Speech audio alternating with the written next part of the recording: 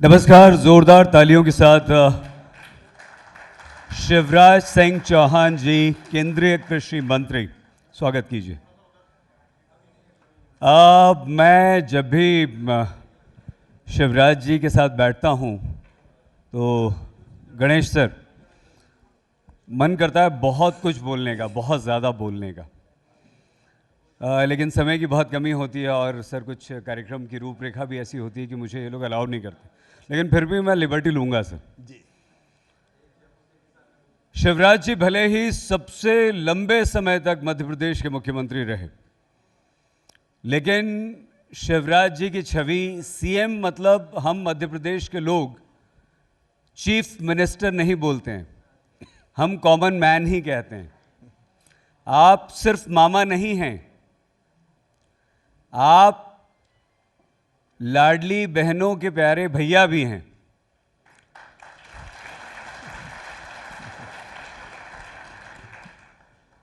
वैसे तो शिवराज जी के नाम एक नहीं अनेक कीर्तिमान हैं, लेकिन एक राजनीति में एक ऐसा मुद्दा और एक ऐसी बयार आपने बहा दी है जिसके पीछे आज देश भर के राजनेता चल रहे हैं। और महिला शक्ति को अगर किसी ने समझा है, किसी ने जाना है, किसी ने सबसे पहले सम्मान दिया है तो वो शिवराज सिंह चौहान हैं, जो किसान पुत्र हैं और ये कहते हैं कि किसान मेरा भगवान है। देवताओं, किसानों की सेवा करना देवता की सेवा करना है, उसकी पूजा करना है। बहुत धन्यवाद। और आज आपकी जिम्मेदारी बहुत बढ़ गई है। आज आपकी जिम्मेदारी सिर्फ मध्य प्रदेश नहीं, देश भर है, देश भर के किसान हैं। हमारे इस कार्यक्रम का उद्देश्य यही है कि हम बड़े बड़े वैज्ञानिकों से, कृषि विश्वविद्यालय के, आपके देश भर के विश्वविद्यालयों के कुलपतियों से किसानों को सीधा रूबरू करवाएं और उनका इंटरेक्शन करवाएं, संवाद करवाएं। आपकी उपस्थिति प्रार्थनीय और बहुत महत्वपूर्ण है। बहुत धन्यवाद शिवराज जी। आप अगला एक दशक भारतीय किसानों के लिए किस तरह से देखते हैं? खेती, किसानी हमेशा चुनौतीपूर्ण रही है। भारतीय अर्थव्यवस्था की रीढ़ है कृषि और उसकी आत्मा, उसके प्राण है किसान। और इसलिए किसान की सेवा हमारे लिए भगवान की पूजा है। ये मैं इसलिए भी कहता हूँ कि खेती के बिना इंसान की जिंदगी भी नहीं चल सकती। और इसलिए अगला जो दशक है वो कृषि के लिए महत्वपूर्ण कई अर्थों में है। भारत में कृषि की समस्याएं अलग तरह की हैं। खेती के जोत के आकार छोटे छोटे हैं। अधिकतम संख्या लघु और सीमांत किसानों की है। वैसे में खेती को फायदे का धंधा बनाना चुनौती है, लेकिन प्रधानमंत्री श्रीमान नरेंद्र मोदी जी के नेतृत्व में हमने किसानों की आय बढ़ाने के लिए एक 6 सूत्रीय रणनीति बनाई है और अगले दशक में इसको हम जारी रखेंगे। उसका पहला सूत्र है उत्पादन बढ़ाना। अभी पर हेक्टर उत्पादन हमारे देश में कई देशों की तुलना में काफी कम है। हम आईसीआर के प्रांगण में बैठे हैं। मुझे बताते हुए गर्व है कि अधिक उत्पादन देने वाली 65 फसलों के 109 बीजों की नई किस्में अभी 3 महीने पहले ही प्रधानमंत्री जी ने जारी की है। ये जलवायु अनुकूल है। माफी चाहूंगा जरा। नहीं, वो आप संसद से आ रहे हैं, काफी हो हल्ला हुआ है वहाँ, आपको पता ही है ना सबको। ये फसलें जलवायु अनुकूल है। जैसे 2 किस्मों के बारे में मैं चर्चा करूंगा। एक धान की किस्म जिसमें 30% पानी कम लगता है, पानी की बचत होती है। पानी की बचत के साथ साथ समय की सीमा भी कम है। बाजरे की एक किस्म डेवलप की है, आमतौर पर बाजरा 120 दिन में 115 दिन में आता है, ये बाजरा केवल 70 दिन में पक के तैयार हो जाएगा। उत्पादन बढ़ाने के लिए सिंचाई की व्यवस्था, मुझे आज कहते हुए गर्व है, जो कृषि का उत्पादन बढ़ाने के लिए लॉन्ग टर्म प्लानिंग प्रधानमंत्री जी कर रहे हैं। अब नदी जोड़ो परियोजनाओं पर बरसों तक चर्चा होती रही, रिवर लिंकिंग, लेकिन अब आप देख रहे हैं कि कैन बेतवा जुड़ रही है, काली सिंध पार्वती चंबल जुड़ रही है, दक्षिण की नदियों को गंभीरता से जोड़ने के प्रयास जारी है, सूक्ष्म सिंचाई योजनाएं बन रही है ड्रिप और स्प्रिंकलर के माध्यम से।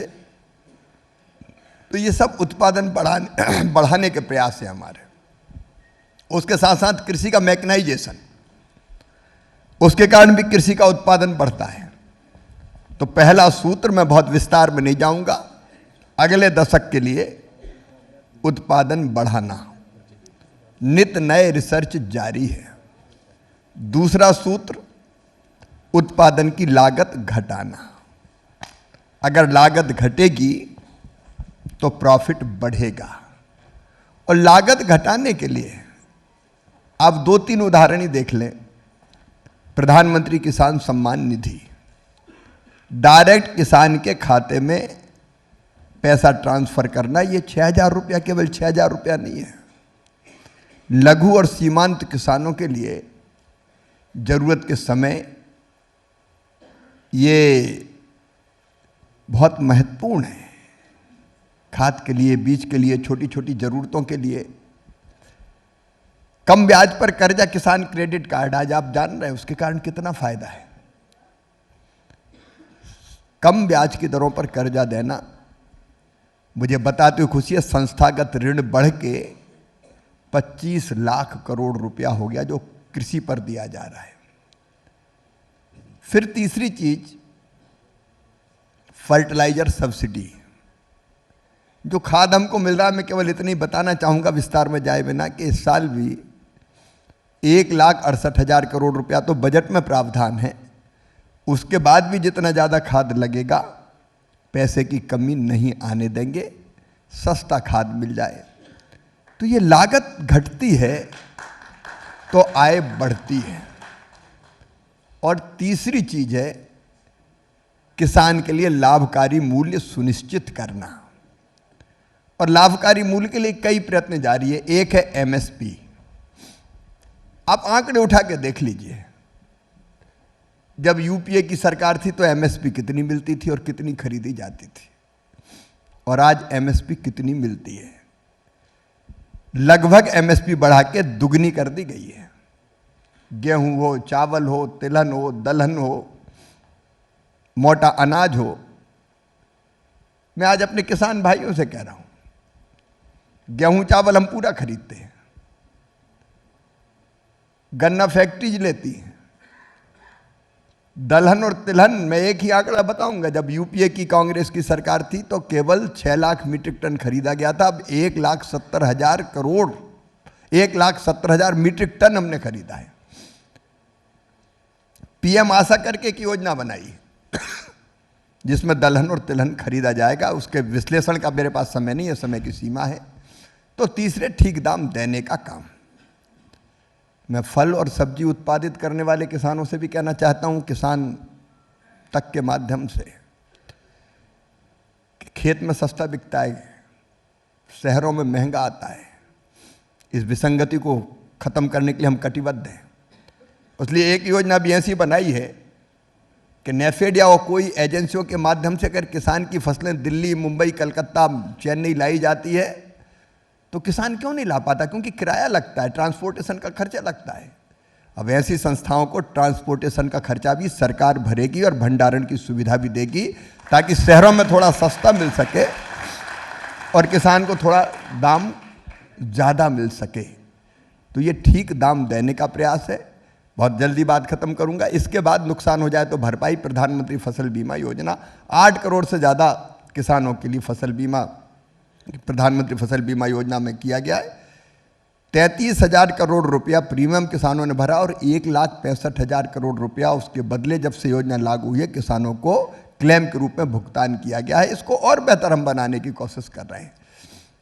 कृषि का विविधीकरण मतलब केवल गेहूं चावल परंपरागत फसलें नहीं, फलों की खेती, फूलों की खेती, सब्जियों की खेती, औषधि खेती, मधुमक्खी पालन, पशुपालन, कृषि वानिकी आय बढ़ाने के लिए करना जरूरी है। उसके लिए हम प्रयत्न कर रहे हैं। और अंत में प्राकृतिक या जैविक खेती को बढ़ावा देना ताकि ये धरती आने वाली पीढ़ियों को भी अन्न देने लायक बनी रहे। तो अगले दशक में ये सारे प्रयास करेंगे।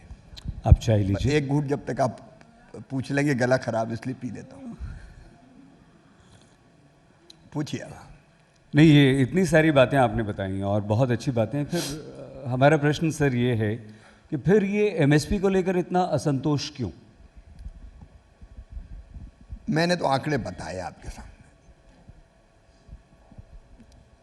जो अधिसूचित फसलें हैं, 22 अधिसूचित फसलें, उनको खरीदने के लिए जो योजनाएं हैं वो हमने बताई और सरकार पूरी तरह से गंभीर है कि इन योजनाओं के अंतर्गत हम फसलें खरीदें। मैंने अंतर भी बताया कि तब क्या था और अब क्या है। मैं तो पूरे रेट सामने रख सकता हूँ। बहुत बदलाव लाई है भारतीय जनता पार्टी की और एनडीए की सरकार। योजनाओं में कहीं और सुधार की जरूरत है। देखिए, हम कृषि राज्यों का विषय है और हम कोई भी चीज़ इंप्लीमेंट करते हैं तो राज्यों के माध्यम से करते हैं। केंद्र सरकार एफसीआई वगैरह को छोड़ दे तो राज्य की एजेंसियों के माध्यम से खरीदी करती है। कई राज्यों ने अब किसान सम्मान निधि बढ़ा दी। 6,000 पीएम दे रहे हैं तो 6,000 मध्य प्रदेश में जैसे हम सीएम थे तो सीएम ने शुरू कर दी। हरियाणा को मैं बधाई देता हूँ। हरियाणा ने एक आदर्श उपस्थित किया है। सभी फसलें जो अधिसूचित है एमएसपी में, वो सभी फसलें एमएसपी पे खरीदेगी। हरियाणा की सरकार ने फैसला किया। तो योजनाएं बनी, पहले ढंग से इंप्लीमेंट नहीं हुई। हम और बेहतर ढंग से इंप्लीमेंट कर रहे हैं। कहीं कोई कमी है तो उसको दूर करने के लिए भी निरंतर हम किसानों से संवाद और चर्चा करते हैं ताकि कमियां दूर हो सकें। मध्य प्रदेश में आपने किसानों के लिए बहुत काम किया और कृषि को आपने काफ़ी ऊंचाई पर ले गए।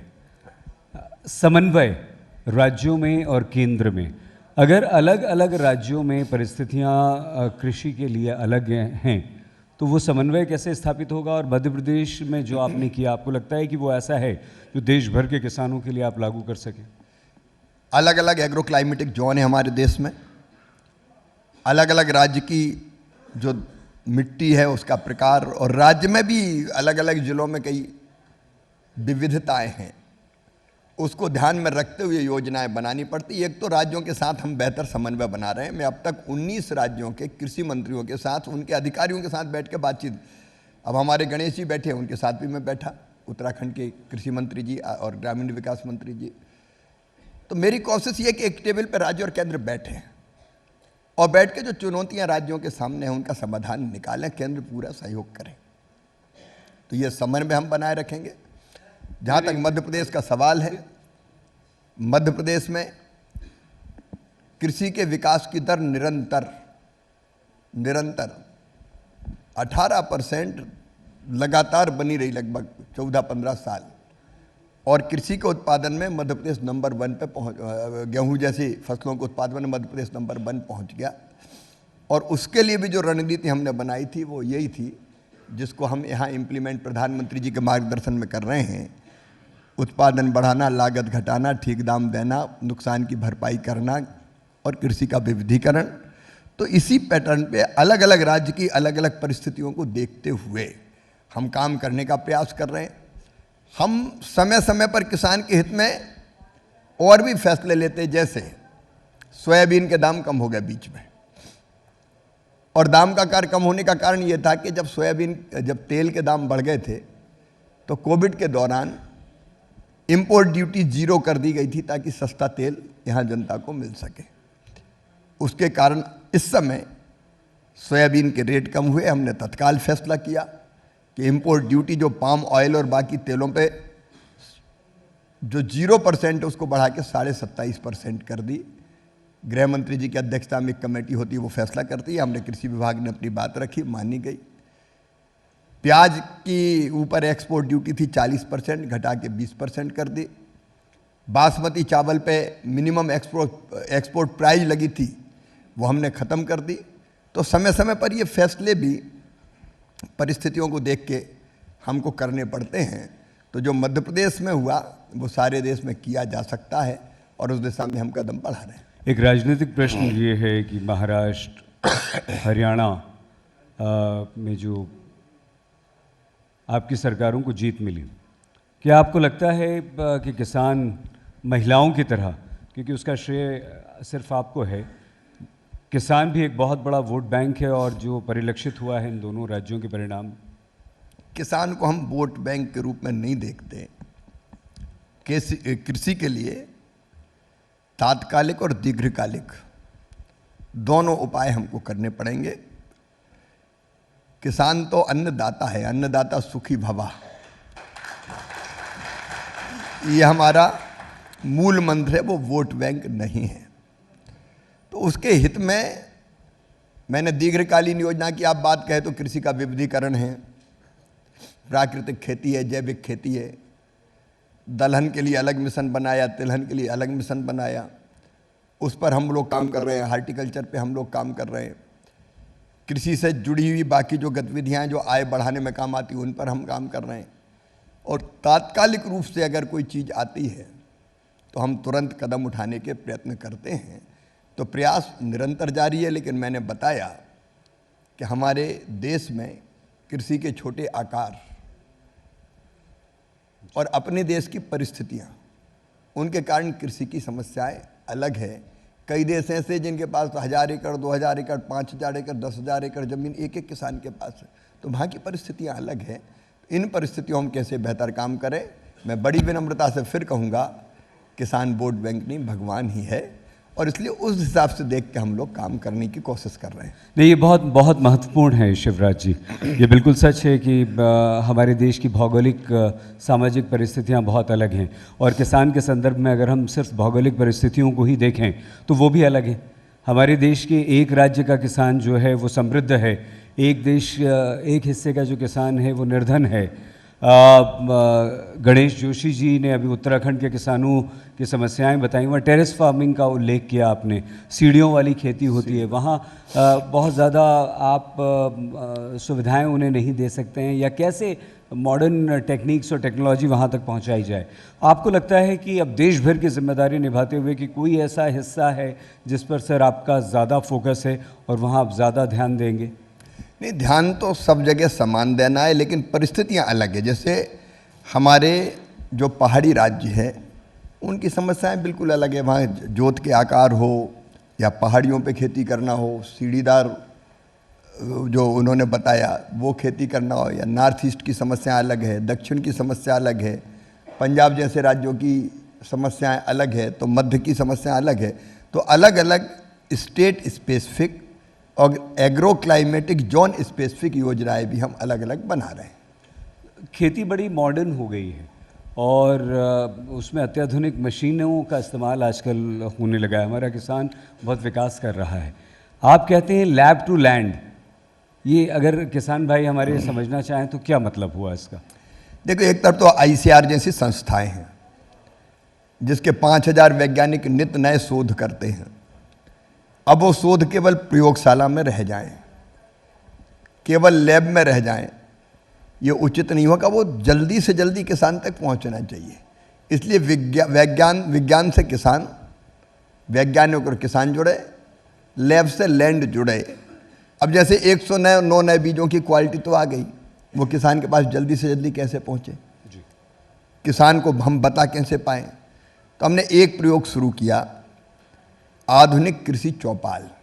पिछले महीने ही वो शुरू हुआ है, और उसमें हम ये करते हैं कि वैज्ञानिक और किसान दोनों बैठेंगे साथ साथ, सामने भी किसान बैठेंगे और वैज्ञानिक आएंगे, और नए शोध के बारे में, चाहे वो मैकेनाइजेशन का हो, चाहे वो नए बीजों का हो, चाहे वो खेती के साइंटिफिक नए प्रकारों का होगा, किसानों को वो जानकारी देंगे।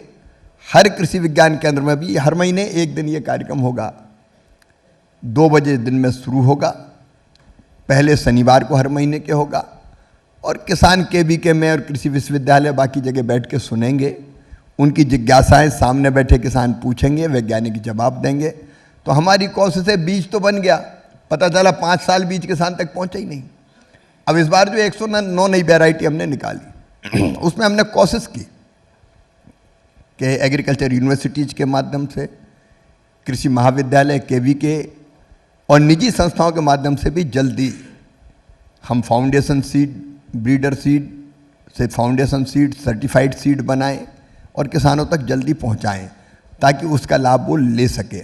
वैसे ही मैकेनाइजेशन के मामले में किसान को जानकारी जल्दी हो, इसलिए भी कृषि मेले लगाने से लेके जागरूक करने की बाकी गतिविधियां तक चलाने का काम करते हैं। मैं बहुत गंभीरता से सोच रहा हूँ, साल में एक बार कृषि उत्सव मनाना चाहिए देश भर में, और उस समय वैज्ञानिक निकलें, प्रगतिशील किसान निकलें, मंत्री निकलें और गांव-गांव में खेतों तक पहुँचें और किसानों को जो नई जानकारियां हैं, जो नए शोध हैं, प्रयोग हैं, उनकी जानकारी दें और किसानों से जानकारी लें कि कहाँ तकलीफ आती है इन चीज़ों को इम्प्लीमेंट करने में। तो किसान और वैज्ञानिक, किसान और अधिकारी, अब मैं कृषि मंत्री के नाते भी पूरे देश में घूमने वाला हूँ, कई जगह गया, किसानों के छोटे छोटे ग्रुप के बीच भी बैठते हैं, किसानों से संवाद करते हैं और उनसे जानते हैं कि तकलीफ कहाँ है, उस तकलीफ को दूर करने का प्रयत्न करते हैं। तो हर चीज़ जल्दी कैसे किसान तक पहुँच जाए, या किसानों को अगर कोई समस्या तो वो भी हम तक कैसे पहुँचे, इसका भी एक मैकेनिज्म बनाने की कोशिश कर रहे हैं। सर, हमारे किसानों को एक चीज़, आप जितना उनके साथ खड़े रहें, मदद करें, लेकिन एक समस्या आती है, वो समस्या है प्राकृतिक आपदा की। अचानक से बेमौसम की बरसात हो गई, सिंचाई के लिए गर्मी ज़्यादा पड़ गई, पानी कम पड़ गया, सूखा पड़ गया। ऐसी परिस्थितियों से निपटने के लिए क्या कोई विशेष आपके किसानों की भलाई के लिए, उनकी मदद के लिए योजनाएं? अभी तक तो आप करते ही आ रहे हैं लगातार, अब कुछ सोच रहे हैं? मैं किसान भाइयों को बताना चाहूँगा कि एक तो RBC 6 देखिए, अब आंध्र प्रदेश में संकट आया, मैं स्वयं कृषि मंत्री के रूप में गया, बाढ़ के कारण फसलें तबाह और बर्बाद हो गई थी। तेलंगाना में आया, मैं स्वयं कृषि मंत्री के रूप में गया, फिर हमने कृषि विभाग की टीमें भेजी। अभी मुझे तमिलनाडु से खबर मिली, भाभी मैं पार्लियामेंट के सत्र के बाद मैं जाने का प्रयत्न कर रहा हूँ, केंद्रीय टीम भी जाती है। तात्कालिक सहायता राज्य सरकारें भी RBC 6 के अंतर्गत देती है। लेकिन फसल बीमा योजना में व्यापक बदलाव हमने किए हैं। जैसे पहले जो 2016 के पहले फसल बीमा योजना थी, जिसको अभी भी लगातार हम अपडेट कर रहे हैं, पहले केवल सरकारी एजेंसी ही नुकसान की भरपाई करती थी, बजट नहीं होता था तो भरपाई नहीं हो पाती थी। अब इंश्योरेंस कंपनियां करती है। पहले फसल बीमा योजना की इकाई तहसील हुआ करती थी, ब्लॉक हुआ करती थी, और तहसील और ब्लॉक का मतलब यह है कि पूरे ब्लॉक में या पूरी तहसील में जब फसल खराब हो जाएगी तब किसान को क्लेम मिलेगा। अब हमने वो इकाई बदल के गांव कर दी, क्योंकि तहसील में अगर फसल खराब हो जाए, पूरी तहसील में फसल जब तक खराब ना हो तब तक नुकसान ना मिले, तो 4 गांव में, 6 गांव में, 8 गांव में, 10 गांव में नुकसान हो गया, आपको नुकसान की भरपाई नहीं होगी। तो किसान भगवान से प्रार्थना करे कि मेरी फसल खराब हो गई, तू सबकी कर दे तो मुझे कुछ मिलेगा। अब ये बिल्कुल उल्टी बात थी। हमने उसको तय कर दिया कि नहीं, गांव में भी एक फसल खराब हुई है तो हम नुकसान की भरपाई करेंगे, और गांव में भी इकाई बना दी खेत। अगर पूरे गांव की फसल खराब नहीं होती, 4 किसानों की फसल खराब हुई तो उनको नुकसान क्यों नहीं, भरपाई क्यों नहीं होने चाहिए? तो अब इकाई बना दी खेत, तो उसका भी मुआवजा किसानों को मिलेगा, राहत की राशि किसान को मिलेगी। तो ऐसे कई बदलाव निरंतर किसानों से भी सुझाव लेके हम करते जा रहे हैं। जैसे अभी कृषि बजट बन रहा है, तो मैंने अभी परसों ही कई किसान जो प्रगतिशील थे उनसे, किसान संगठनों से, यहाँ तक के जो किसान माल उत्पादित करता है, फल हो, सब्जी हो, अनाज हो, उसको प्रोसेसिंग करने वाले लोग भी हैं, तो उनसे भी बात की कि भाई बजट कैसा आना चाहिए, ये बताएं। तो मैं सब किसान भाइयों से कहना चाहूँगा, मुझे ये गुमान बिल्कुल नहीं है कि मेरे अफसर सब समझते हैं या मैं स्वयं सब चीज़ें समझता हूँ। मैं मानता हूँ कि प्रैक्टिकल सबसे ज़्यादा अगर कोई समझता है तो वो किसान धरती पर जानने वाला समझता है। उससे ज़्यादा खेती का जानकार कोई हो नहीं सकता। इसलिए मध्य प्रदेश में भी जब कृषि के संबंध में हम योजना बनाते थे तो किसान पंचायत बुला के उनसे सुझाव मांगते थे। अब भी मैं देश के अलग अलग राज्यों में जाके और राज्यों के प्रमुख लोगों को बुला के उन राज्यों की विशेष परिस्थितियां समझूंगा और उसके अनुरूप कृषि की नीतियां हम बनाते चले जाएंगे। ये थर्ड टर्म मोदी जी का है शिवराज जी, और आपका तो लंबा अनुभव किसानों के साथ मध्य प्रदेश में रहा है। क्या आपको लगता है कि अब समस्याएं बहुत कम हैं, या जो भी हैं वो आपके सामने हैं बहुत अच्छी तरह से, और अब हम उन समस्याओं के निराकरण की तरफ बढ़ रहे हैं, और अगर बढ़ रहे हैं तो कैसे? मैंने आपको कहा कि कृषि क्षेत्र हमेशा से चुनौतीपूर्ण रहा है और इसलिए कोई समस्या नहीं है, ये मैं बिल्कुल नहीं कहूँगा। लेकिन समस्याओं के समाधान के ईमानदार और जिसको कहते हैं दीर्घकालीन प्लानिंग, शॉर्ट टर्म नहीं, एक शॉर्ट टर्म लेकिन लंबे समय में इसका समाधान कैसे निकलेगा। जैसे खेती की सबसे बड़ी चुनौती है पानी, रही मन पानी राखी है, बिन पानी सब सून। जहाँ पानी पहुँच गया खेती बढ़िया हो गई, जहाँ पानी नहीं पहुँचा वहाँ जितना बोते उतना नहीं निकलता। तो पूरे देश को हम सिंचाई के अंतर्गत कैसे लाएं, ये लॉन्ग टर्म प्लान, और उसके लिए निरंतर काम कर रहे हैं हम लोग कि कैसे नदी जोड़ने से लेके पानी रोकने से लेके हम कैसे काम करें। लेकिन अगर रेट गिर गए तो तत्काल कोई कदम उठाना ताकि ठीक दाम मिल जाए, वो है शॉर्ट टर्म प्लानिंग। तो दोनों चुनौती खेती में रहेगी ही। आज भी 55% आबादी कृषि पर निर्भर करती है हमारी, 55%। तो चुनौतियां हैं, लेकिन मोदी जी के नेतृत्व में उन चुनौतियों का ईमानदारी से समाधान निकालने के प्रयत्न जारी है, और मैं भी दिन और रात इस दिशा में प्रयत्न करता रहूँगा अपने किसान भाई बहनों के साथ मिलके। सर, यहाँ किसान तो हैं ही, वैज्ञानिक भी हैं, हमने आपको बताया ही, सारे प्रोफेसर्स कृषि विश्वविद्यालय में पढ़ाने वाले वीसी और प्रोफेसर्स भी एक साथ ही हमारे आपसे एक प्रश्न पूछना चाहते हैं जल्दी से। समय समाप्त हो रहा है, इसलिए अगर आवाज़ आ जाए।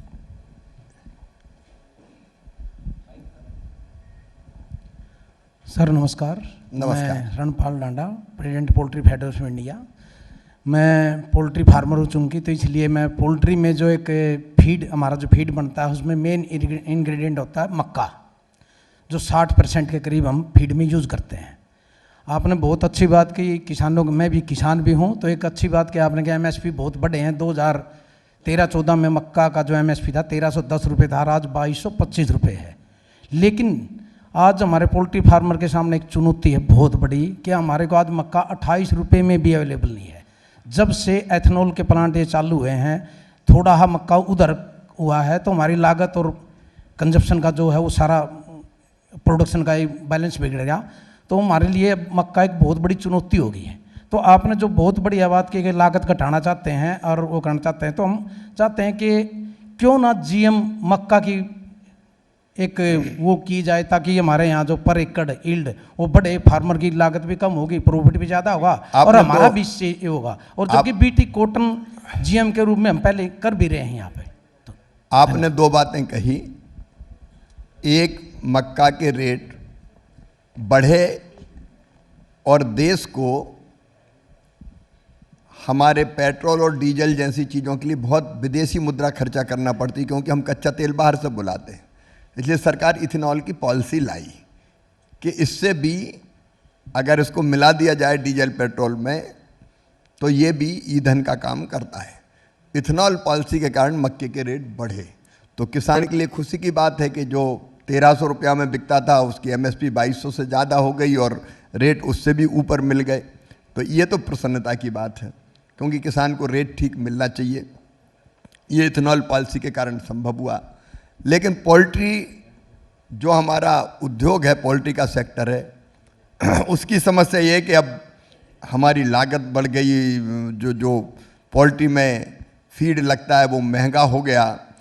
तो ये बात सही है कि वो थोड़ा महंगा हुआ होगा, लेकिन किसान को दाम ठीक मिल रहे हैं, ये खुशी की बात है। अब आपने जीएम सीड के इस्तेमाल की बात कही, जेनेटिक मॉडिफाइड सीड्स के बारे में हमारे वैज्ञानिकों के मन में भी कई मेरी चर्चा हुई है, आशंकाएं हैं, किसान के मन में तो है ही, क्योंकि ये सीड जब हम इस्तेमाल करते हैं तो बहुराष्ट्रीय इनको तो हर साल बदलना पड़ता है।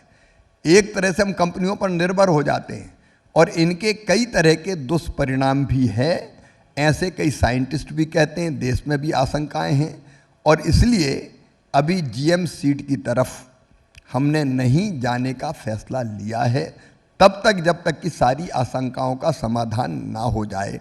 कोई भी चीज़ जो लॉन्ग टर्म के लिए हमारे किसान के हित में ना हो, हम केवल कंपनियों पर बीज के लिए आधारित हो जाएं और कंपनियां मनमाने दाम बढ़ाएं और उसके बाकी दुष्परिणाम भी हो, ये देखते हुए हम एकदम जीएम सीड्स की तरफ नहीं जा सकते। सोच विचार करके ही फैसले होते हैं, लेकिन पोल्ट्री फार्म को कैसे राहत मिले उसकी तरफ भी हम ध्यान देंगे। सर अंतिम प्रश्न है, समय भी हो गया। गणेश जी, आपको याद होगा सर, मैं शिवराज जी के बारे में एक छोटी सी बात आपसे शेयर करना चाहता हूँ।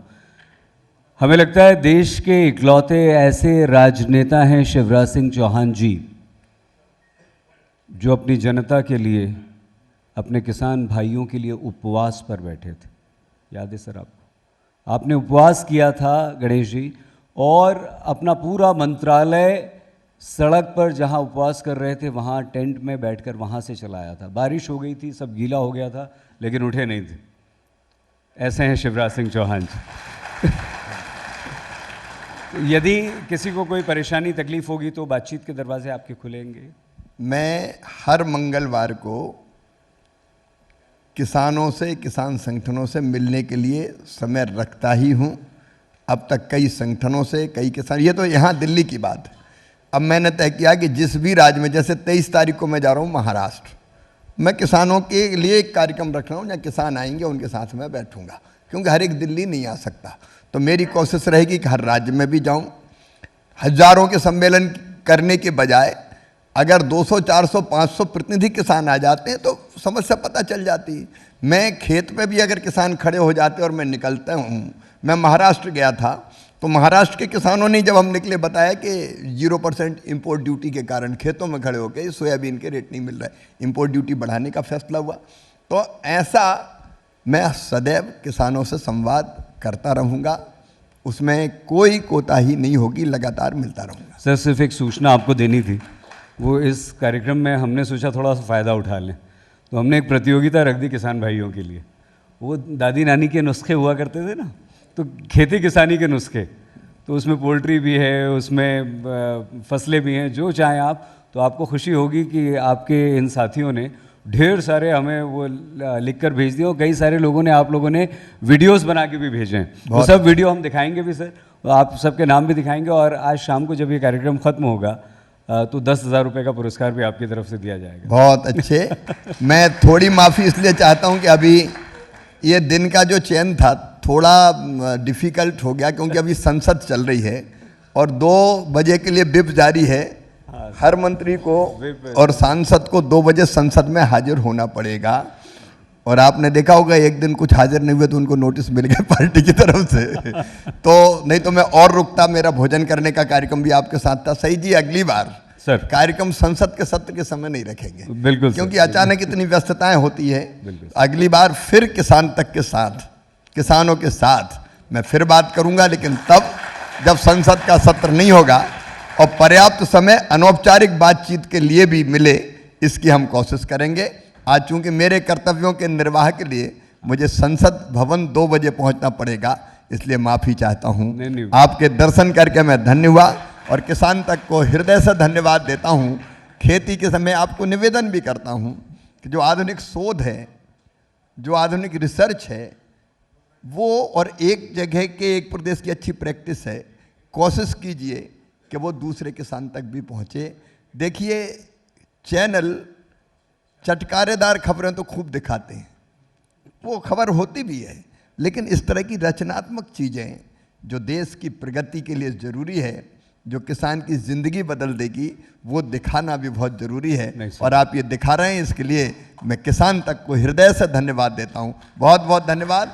आप सब किसान भाइयों को भी प्रणाम, बहुत बहुत धन्यवाद। मनोज सर ने खुद कहा था कि मैं सबके साथ भोजन करूंगा और सबके साथ बातचीत करूंगा, लेकिन वो आप जानते हैं समस्या ऐसी आ गई। बहुत जोरदार तालियों के साथ शिवराज सिंह चौहान, केंद्रीय कृषि मंत्री, का स्वागत कीजिए। और गणेश जी के लिए भी एक बार और धन्यवाद और जोरदार ताली।